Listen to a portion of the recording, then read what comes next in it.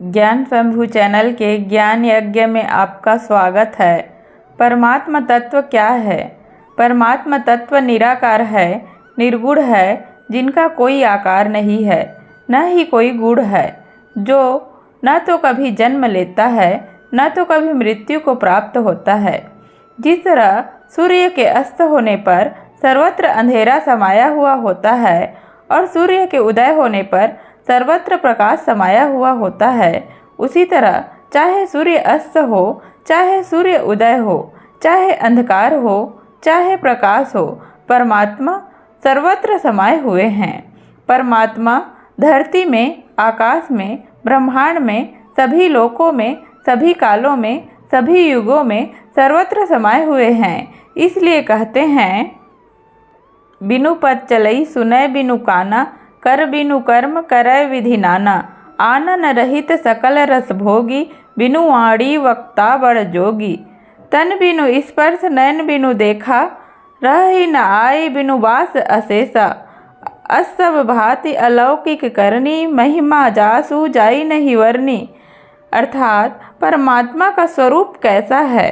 परमात्मा बिना पैर के ही चलते हैं, बिना कान के ही सुनते हैं, बिना हाथों के ही कार्य व्यवहार करते हैं, बिना मुख के ही सब भोग लेते हैं, बिना जीभ के सबसे बड़े वक्ता है, बिना तन के स्पर्श करते हैं, बिना नयन के देखते हैं, बिना नासिका के सब सुगंध लेते हैं। ऐसा अलौकिक है परमात्मा का सत्य स्वरूप, जिनका महिमा अनंतो अनंत है, जिसकी महिमा का वर्णन नहीं किया जा सकता। सृष्टि की उत्पत्ति से पहले सब जगह अंधकार था, सर्वत्र शून्यता थी, और शून्य ही तो शिव है और शिव ही तो शून्य है। तो परमात्मा सृष्टि की उत्पत्ति के पहले निराकार रूप में ही थे। समय के अनुसार धीरे धीरे परमात्मा तत्व सक्रिय हुआ और धीरे धीरे परमात्मा ने सृष्टि की उत्पत्ति के लिए आकार लिया और बन गए एक ज्योति के समान। फिर अग्नि स्तंभ का रूप लिया और परमात्मा ने इस सृष्टि की रचना की और इस सृष्टि में अलग अलग देशों और प्रदेशों की रचना की और सृष्टि की विशेष संतुलन को बनाए रखने के लिए अलग अलग देशों और प्रदेशों में अलग अलग जलवायु प्रकृति की रचना की। संतुलन मतलब जैसे भारत भूमि की ज़मीन को खोदते हैं तो पानी निकलता है और ईरान और इराक की ज़मीन को खोदने पर पेट्रोल निकलता है, तो हम उन्हें जल देकर उनकी कमी को पूरा कर सकते हैं और वो हमें पेट्रोल ईंधन देकर हमारी कमियों को पूरा कर सकते हैं।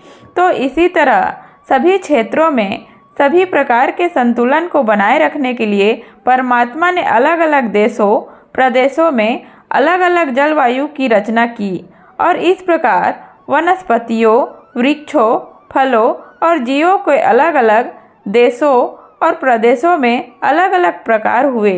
और इसी तरह ठंड देशों के लोग अधिक गोरे और गर्म देशों के लोग अधिक काले हुए और मिश्रित जलवायु देशों के लोग मिश्रित या सामान्य स्किन कलर के हुए।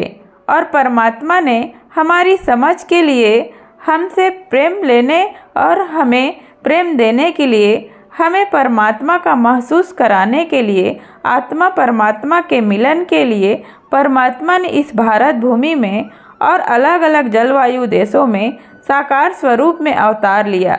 और जब परमात्मा ने अवतार लिया तो किसी ने उन्हें ईश्वर कहा, किसी ने भगवान कहा, किसी ने अल्लाह खुदा कहा, किसी ने क्राइस्ट जीसस यीशु कहा, तो किसी ने सत्य कहा, किसी ने ज्ञान कहा, किसी ने परमात्मा कहा, किसी ने वाहे गुरु कहा, तो किसी ने गॉड कहा।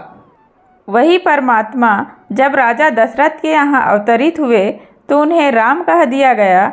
वही परमात्मा जब नंद यशोदा के यहाँ अवतरित हुए तो उन्हें कृष्ण कह दिया गया। और अलग अलग देशों के अलग अलग लोगों ने अपने समझ के अनुसार इसे धर्म का नाम दे दिया। जिस तरह एक ही माता पिता की दो संतानें हैं, दोनों को एक ही माता पिता ने जन्म दिया, संस्कार दिया और उनका पालन पोषण किया, फिर भी दोनों के प्रकृति, स्वभाव और प्रवृत्ति अलग अलग होती है। ये सब उन बच्चों की अपनी समझ पर निर्भर करता है। उसी तरह हम सब भी एक ही परमात्मा की संतान हैं, पर हमारी अलग अलग समझ ने अलग अलग धर्म को जन्म दिया है। पहले जब हम छोटे थे तो हमने सुना था कि हिंदू, मुस्लिम, सिख, ईसाई हम हैं चारों भाई भाई, पर आज हम सुनते हैं कि हिंदू नाम का कोई धर्म ही नहीं है, जो है वह सनातन धर्म है। सही मायने में कोई धर्म ही नहीं है। और जो लोग मानते हैं कि धर्म है, तो ये उनकी समझ और पूरे समय के और अलग अलग देशों के अलग अलग लोगों की समझ है। परमात्मा ने कोई धर्म नहीं बनाया, और यदि इस संसार में कोई धर्म है तो वह केवल मनुष्य धर्म है, जो मनुष्य को सिखाती है कि विपरीत परिस्थितियों में कौन सा निर्णय ले, सत्य असत्य में, न्याय अन्याय में किसका चुनाव करे, और यह सही चुनाव ही धर्म है। जब विपरीत परिस्थितियों में फंसे हो, दो राहों में खड़े हो, तो सही निर्णय ले, सही राह का चुनाव करे, यही धर्म है। वह निर्णय, वह राह जो निस्वार्थ भाव से लिया गया हो, निस्वार्थ भाव से चुना गया हो, जन कल्याण के हित में लिया गया हो, वही धर्म है। जैसे एक तपस्वी तपस्या करने के लिए बैठे होते हैं, वे कुछ क्षणों के लिए अपनी आँखों को खोलते हैं। उसी समय एक मृग, हिरण वहाँ से भागता हुआ निकल जाता है।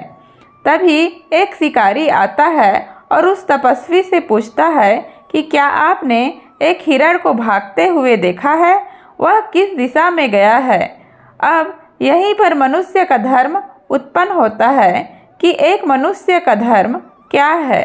अब धर्म की बातें तो वह शिकारी नहीं कर सकता, उसके हाथ तो निर्दोष प्राणियों के हत्या के खून से रंगे हुए हैं। अब तपस्वी धर्म संकट में फंस जाते हैं कि यदि मैंने शिकारी को कह दिया कि हिरण इस दिशा में गया है, तो उस निर्दोष प्राणी की मेरे कारण अकारण ही हत्या हो जाएगी, और यदि मैं इस शिकारी को झूठ बोलता हूँ तो इससे मेरे सत्य धर्म का अपमान होगा। तब वह तपस्वी शिकारी से कहते हैं, जिसने देखा वह बोल नहीं सकता, और जो बोल सकता है उसने देखा नहीं। अर्थात जिन आँखों ने देखा वह बोल नहीं सकता, और जो मुंह बोल सकता है उसने देखा नहीं। तो मनुष्य अपना धर्म स्वयं बनाता है। जब वह विपरीत परिस्थितियों में रहता है, दो राहों में रहता है, तो मनुष्य अपने विवेक से सही धर्म का चुनाव करता है, और मनुष्य ही विपरीत परिस्थितियों में अपने स्वयं के मनुष्य धर्म की रक्षा करता है। और जब हम धर्म की रक्षा करते हैं तो धर्म हमारी रक्षा करता है, और इसे ही कहते हैं स्वधर्म अपना धर्म। इसे निज धर्म भी कहा जाता है। पर स्वधर्म क्या है? स्वधर्म मतलब हमारा स्वभाव, हमारे स्वयं का स्वभाव। पर स्वभाव दो होते हैं, एक मूल स्वभाव और दूसरा स्वभाव। मूल स्वभाव यानी जो हमें प्राकृतिक रूप से मिला हुआ है, परमात्मा की ओर से मिला हुआ है, और स्वभाव यानी जो स्वभाव हमें इस संसार से मिला हुआ है।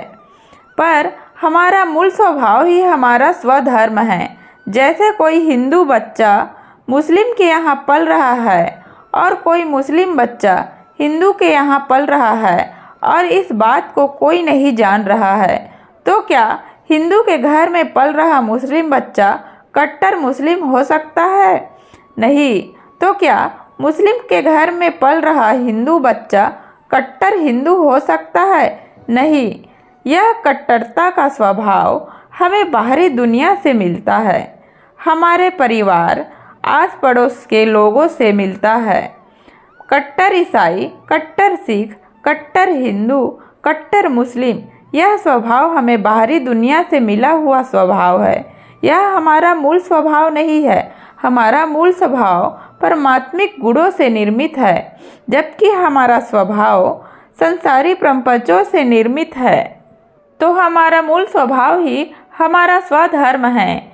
इसलिए इस कट्टरता को त्याग कर अपने मूल स्वभाव को प्राप्त करो, अपने स्वधर्म को प्राप्त करो, अपने मनुष्य धर्म को प्राप्त करो। इसलिए लड़िए, कटिए, मरिए मत और तेरा धर्म मेरा धर्म के संसारी प्रपंचों में अपने समय को व्यर्थ न गंवाकर हर कदम परमात्मा की ओर आगे बढ़िए। धर्म वह नहीं है जो मनुष्य को आपस में बांटती है, नफरत फैलाती है, दंगा कराती है। धर्म तो वह है जो हमें जीना सिखाती है, प्रेम से रहना सिखाती है। धर्म वह हो ही नहीं सकता जो परमात्मा को बांटती है। परमात्मा तो एक है, हम सबका मालिक एक है। परमात्मा के साकार स्वरूप में भिन्नता है। परमात्मा के साकार स्वरूप में उनके अलग अलग नाम, रूप और पहचान है, पर ये हमारी समझ के लिए है, ना समझी के लिए नहीं है। क्योंकि निराकार रूप में परमात्मा बहुत दूर और अदृश्य प्रतीत होते हैं। हम मनुष्य हैं और परमात्मा के निराकार और अदृश्य रूप को समझने में हमें कठिनता महसूस होती है, जिससे न तो हम परमात्मा को समझ पाते हैं और न उनके प्रेम को महसूस कर पाते हैं। इसलिए परमात्मा स्वयं को और अपने प्रेम को हम जीवों को महसूस कराने के लिए, हमारी रक्षा के लिए, आत्मा और परमात्मा के मिलन के लिए अलग अलग कालों में और अलग अलग देशों में अलग अलग नाम, स्वरूप और पहचान से अवतरित होते हैं और हमारे करीब रहकर हमें भरपूर प्रेम देते हैं। और परमात्मा के सत्य स्वरूप को और उनके निराकार स्वरूप को और हमारे स्वयं के सत्य स्वरूप को और निराकार स्वरूप को जानने और समझने के लिए मेडिटेशन कीजिए और परमात्मा को प्राप्त कीजिए। और उस परमात्मा को प्राप्त करने के लिए, उस परमानंद को प्राप्त करने के लिए हमें हमारे मूल स्वभाव को प्राप्त करना होगा। और वह मूल स्वभाव कहीं बाहर नहीं है, परमात्मा प्रदत्त हमारा मूल स्वभाव हमारे भीतर ही है। वह परमानंद, वह परम शक्ति, वह परम ज्ञान हमारे भीतर ही है। इस संसार में जिस किसी ने भी परमात्मा को प्राप्त किया है, उन सब में एक चीज कॉमन है, चाहे वे हजारों तीर्थों पर गए हो या हिमालय की चोटी पर गए हो। पर जिस किसी ने भी परमात्मा को प्राप्त किया है, उस परमानंद को प्राप्त किया है, तो सिर्फ और सिर्फ अपने भीतर ही प्राप्त किया है। परमात्मा तत्व बीज रूप में हमारे भीतर है। उन्हें मेडिटेशन द्वारा जागृत करने की आवश्यकता है। आप इस संसार में लाखों तीर्थ कर लो, पर आपका हृदय कभी 100% शुद्ध नहीं होगा, निर्मल नहीं होगा। आप कभी परमात्मा को प्राप्त नहीं कर पाओगे। हाँ, यदि आप परमात्मा से प्रेम करते हो, आपको उनके दर्शन हो सकते हैं, पर आप उन्हें प्राप्त नहीं कर पाओगे। पर यदि आप परमात्मा को प्राप्त करना चाहते हो, तो सिर्फ एक उपाय है, वह है मेडिटेशन। यदि आप भगवान के नाम का जाप करते हुए मेडिटेशन करोगे, तो आपका हृदय जल्दी निर्मल होगा और आप शीघ्र ही उस परमानंद को, उस परमात्मा को प्राप्त कर लोगे। तो प्लीज़ प्लीज़ प्लीज़ चैनल को सब्सक्राइब करें और वीडियो को लाइक और शेयर करना ना भूलें। तो टेक केयर फ्रेंड्स। जय श्री कृष्णा। राधे राधे।